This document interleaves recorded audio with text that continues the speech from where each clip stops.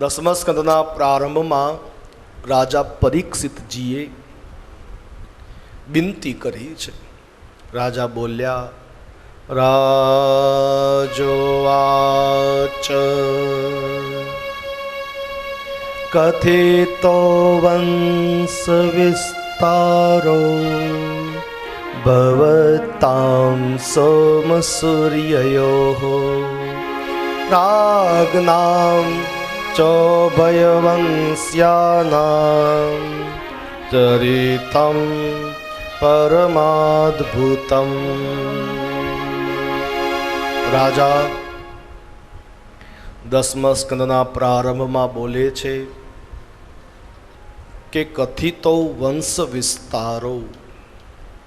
કથિત આપે મને કહ્યું, વંશ વિસ્તારો ભવતામ સોમ સૂર્યયો, સૂર્ય અને ચંદ્ર વંશના રાજાઓના વંશની કથા આપે મને કહી.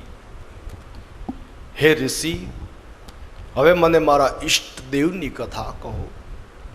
દિગ્વિજયના સમયમાં અનેક ઋષિઓના મુખે, રાજાઓના મુખે મેં ભગવાનની કથા સાંભળી છે, પણ હવે અનુસંધાન રહ્યું નથી. માટે હવે આપ સંક્ષિપ્ત ન કરજો, વિસ્તારથી મારા પ્રભુની કથા કહો.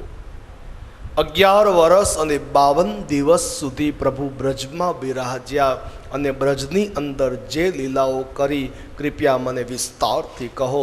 14 વર્ષ સુધી ભગવાન મથુરા બિરાજ્યા અને મથુરામાં જે લીલા કરી તે મને વિસ્તારથી કહો. ભગવાન પૂરા 100 વર્ષ સુધી દ્વારિકામાં બિરાજ્યા અને દ્વારિકામાં જે લીલાઓ કરી તે મને આપ વિસ્તારથી કહો. કૃપયા આપ હવે સંક્ષિપ્ત ન કરજો. ભગવાન શા માટે અવતાર લે છે, મને કૃપયા વિસ્તારથી જણાવો. ત્યારે ઋષિ સુખદેવજી મહારાજે પરીક્ષા કરવા માટે પૂછ્યું કે રાજા, આજે ચોથા દિવસની સંધ્યા છે. આજે ચોથા દિવસની સંધ્યા છે. 4 દિવસથી આપ કથા સાંભળો છો. આપે અન્ન કે જલ કંઈ લીધું નથી. જો આપને ભૂખ લાગી હોય, તરસ લાગી હોય તો હું થોડી વાર માટે કથાને વિશ્રામ આપું, આપ જલપાન કરી લો. રાજા પરીક્ષિતજીએ કહ્યું કે જ્યાં અમૃતનું પાન થતું હોય ત્યાં કોને પાણી તરસ લાગે? મને તૃપ્તિ કથા સાંભળતા થતી જ નથી. માટે આપ કૃપયા કથા કહ્યા જ કરો, મારી પાસે સમય બહુ ઓછો છે. ઋષિ સુખદેવજી મહારાજે રાજા પરીક્ષિતના ભાવની, શ્રદ્ધાની સરાહના કરી છે. કહ્યું, ધન્ય છે રાજા તમારી ભક્તિને. અંતે પછી ઋષિએ ભગવાનનું ચરિત્ર કહેવાનો પ્રારંભ કર્યો છે. કહ્યું કે એક વખત દ્વાપર યુગની અંદર જ્યારે અનેક પ્રકારના પાપ જગતમાં વધ્યા ત્યારે ગાય પૃથ્વી ગાયનું રૂપ લઈ દેવો પાસે ગઈ અને બધા જ દેવતાઓ ભગવાન પાસે ગયા. ગાયનું રૂપ પૃથ્વીએ લીધું અને પૃથ્વી સાથે બધા જ દેવતાઓ ભગવાન પાસે ગયા છે. ભગવાનને વિનંતી કરી છે, પુરુષુક્ત વડે સ્તુતિ કરી છે. હરિ ઓમ સહસ્રશે રેખા પુરુષા સહસ્રાક્ષ સહસ્રપાત સાભો મેઘો સર્પાદૃતવા ત્યાધિષ્ઠત સાંગલાંબા પુરુષ એવેદગો જચ્છ ભાવ્યાંબા ઉતામ્રેતવસ્યે સાનો જદંધે દાતિરો હસ્તિ. દિવ્ય સ્તુતિ કરી છે. બધા જ દેવતાઓએ જ્યારે પુરુષુક્ત વડે સ્તુતિ કરી, ભગવાન પરમ દયાળુ છે. હરિએ બ્રહ્માજીને કહ્યું છે, હરિએ બ્રહ્માજીને કહ્યું છે અને જે કહ્યું ને તે કેવલ બ્રહ્માને જ સંભળાયું છે. ભગવાને બ્રહ્માને કહ્યું કે આપ બધા શા માટે આવ્યા છો મને ખબર છે, હું જાણું છું. बेटा थोड़ा इको कम कर दीजिए, मुझे थोड़ी परेशानी होती है बोलने में. जब हम गाए तभी इतना करें, ठीक है प्लीज।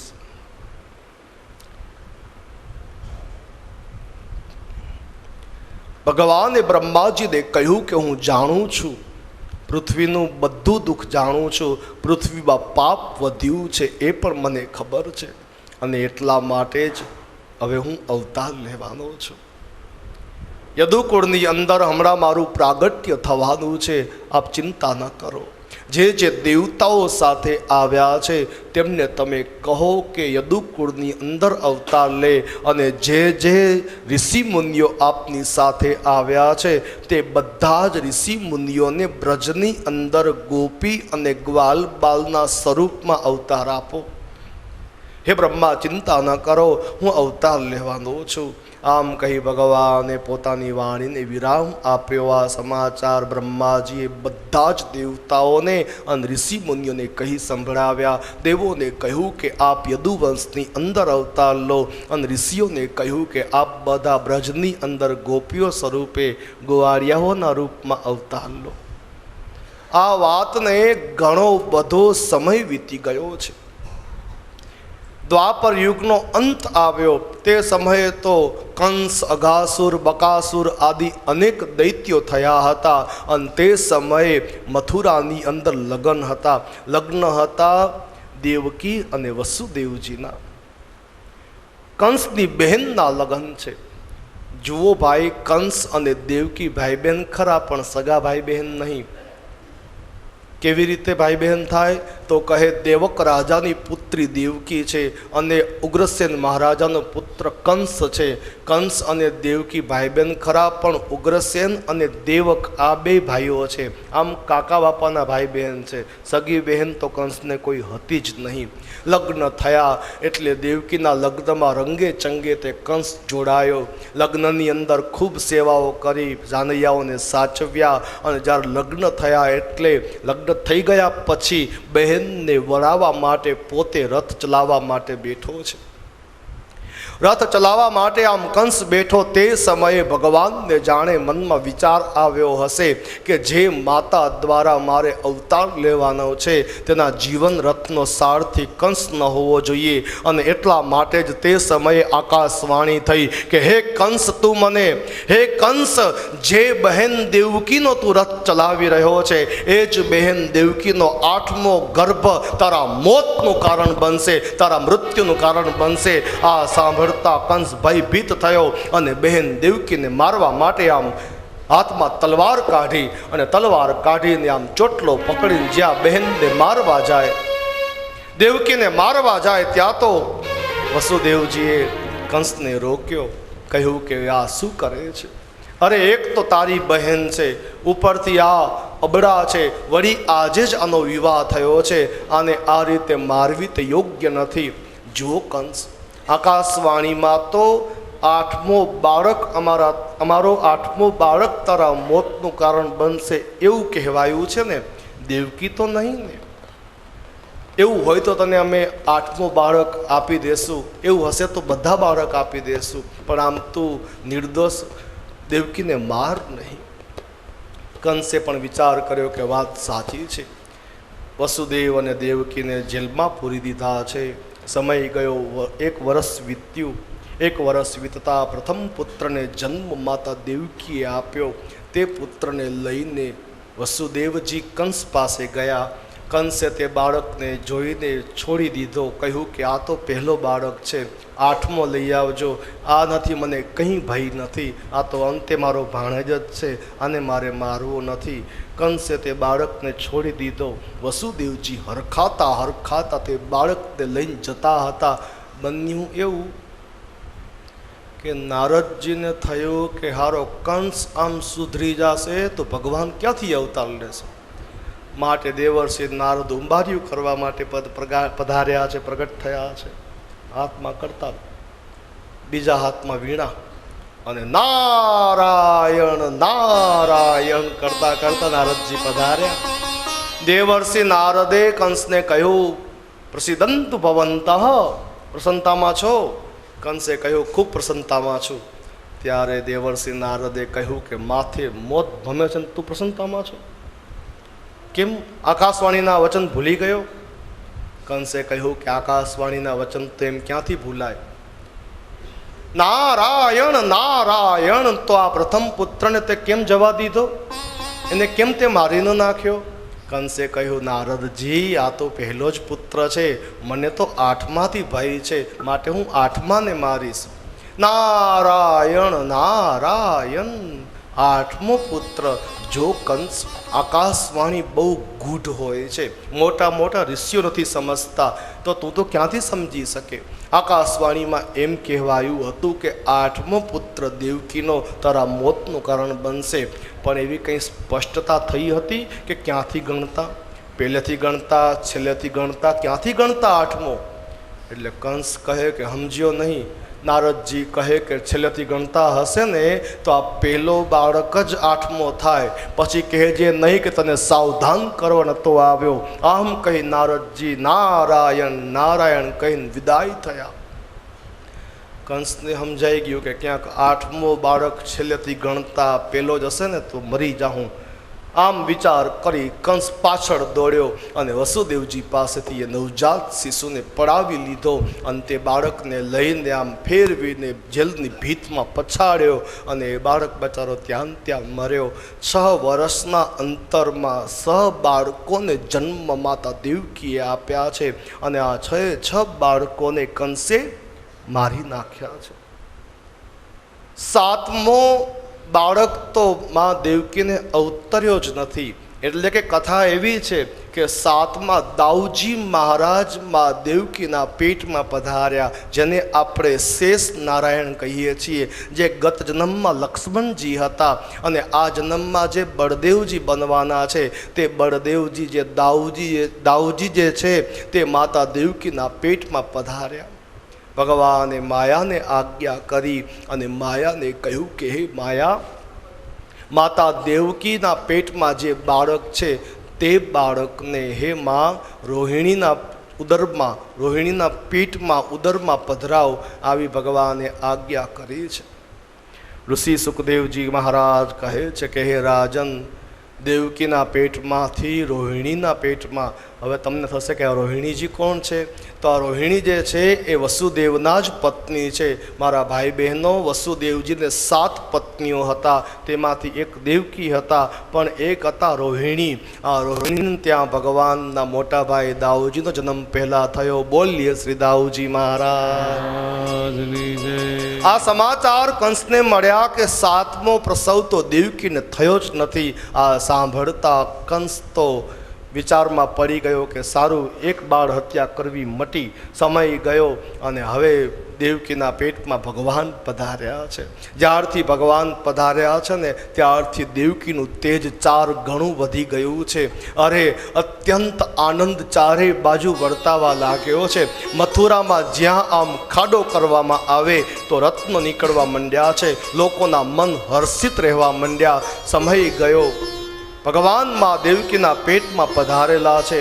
સમય ગયો, શિયાળો ગયો, ઉનાળો આવ્યો, ઉનાળો ગયો, ચોમાસું આવ્યું. અરે જેઠ ગયો, અષાઢ આવ્યો, અષાઢ ગયો, શ્રાવણ આવ્યો, શ્રાવણનો શુક્લ પક્ષ ગયો, કૃષ્ણ પક્ષ આવ્યો. એકમ ગઈ, બીજ ગઈ, ત્રીજ ગઈ, ચોથ ગઈ, પાંચમ ગઈ, છઠ ગઈ, સાતમ ગઈ અને આઠમ આવી. આઠમનો દાડો ગયો ને રાત્રિ આવી. રાત્રિના સમયે ચંદ્રમાં ચાલતા ચાલતા રોહિણી નક્ષત્રમાં પ્રવેશ કર્યો. મધ્યરાત્રિ હતી. જેલની અંદર વસુદેવ અને દેવકી ભગવાનનું ભજન કરતા હતા. મધ્યરાત્રિ, વરસાદ વરસતો હતો અને તે સમયે આમ વરસાદ ગાજતો પણ એટલો હતો, વરસતો પણ એટલો હતો. અષાઢ ઉતારમ અષાઢ ઉચારમ મેઘમલ્હારમ બની બહારમ જલધારમ સાધુર ડકારમ મયુર પુકારમ તળિયાતારમ વિસ્તારમ કાલહી સંભારમ ત્યાસ અપારમ નંદકુમારમ નિરખ્યારી કહે રાધે પ્યારી બે બલિહારી ગોકુળ આવો ગિર ગિરધારી રે ગિરે ગોકુળ આવો गिरधारी गिर गोकुल आओ गिरधारी। तालियां बजाते हुए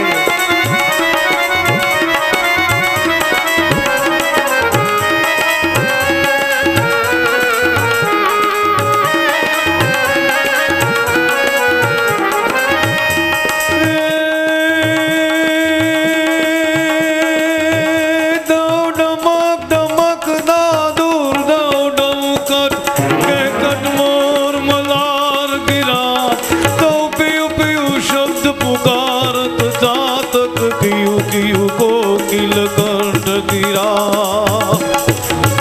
तो घड़न बहुत कड़ाका गिरिवर सुंदर शिखर चढ़े तो रुम झुम रुम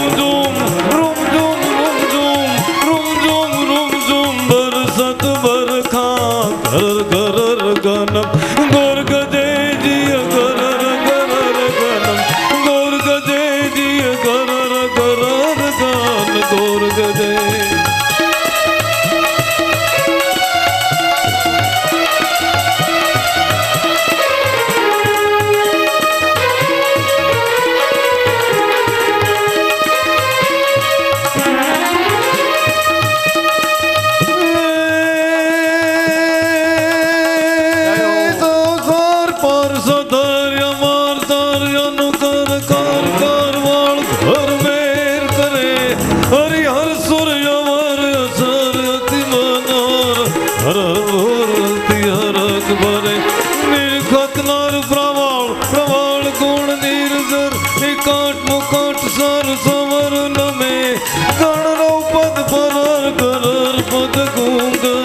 रंग भर सुंदर श्याम रमे जी रंग भर सुंदर श्याम रमे जी रंग भर तव द्रवक द्रवक ताधुर रव द्रवक तटेह कत मोर मल्हार गिरा तव को शब्द पुकारत चातक कुहु कुहु कोकिल कंठ गिरा तव घड़र घड़र नभ होत गड़ाका श्रीवर पर से शिखर दड़े तव रुमझुम बरसत बरखा गरर गरर घन गोर गरजे गरर गरर घन गोर गरजे गरर गरर घन गोर गजे। મધ્યરાત્રિનો સમય હતો, વરસાદ વરસતો હતો, યમુનાજી બે કાંઠે વહેતા હતા અને રાત્રિના સમયે દેવતાઓ મથુરાના આકાશ ઉપર આવ્યા છે.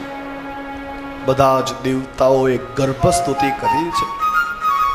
શ્રી ઠાકોરજીની સ્તુતિ કરી, જેને આપણે ગર્ભસ્તુતિ કહીએ છીએ. બધા દેવતાઓએ ગર્ભસ્તુતિ કરી. સત્યમ પરમ સત્યાતિ સત્યમ, બ્રહ્મા આદિ બધા દેવતાઓએ દિવ્ય સ્તુતિ કરી. ઋષિ સુખદેવજી કહે છે, હે રાજન, બધા દેવતાઓ સ્તુતિ કરી વિદાય થયા. મધ્યરાત્રિ હતી. જલ્દી અંદર ભગવાન માતા દેવકી દ્વારા ચતુર્ભુજ સ્વરૂપે પ્રગટ થયા. ખાલી જય જયકાર જ કરજો હો. શ્રી બાલકૃષ્ણલાલ કારણ કે હજી મથુરા જ છીએ. નંદ મહોત્સવ તો ગોકુળમાં થાય છે. જામનગર અમારી કથા હતી, હજી જય જયકાર કર્યો ને ત્યાં તો નંદ ઘેર આનંદભાઈ ઉપાધિ થઈ ગઈ, અવ્યવસ્થા થઈ ગઈ એમ. એટલે તમને જરાક સાવધાન કર્યા, ક્ષમા કરજો. પણ આવું ક્યારેક બની જાય અને ન બને એ હેતુથી કીધું. તો ભગવાનનું પ્રાગટ્ય થયું, ઠાકોરજીનું પ્રાગટ્ય થયું છે. ચતુર્ભુજ સ્વરૂપે માતા દેવકીએ દિવ્ય સ્તુતિ કરી અને તે પછી શ્રી વસુદેવજીએ સ્તુતિ કરી. ત્યારે ઠાકોરજી આકાશવાણી વડે કીધું છે કે આપને જો ડર લાગતો હોય તો મને નંદના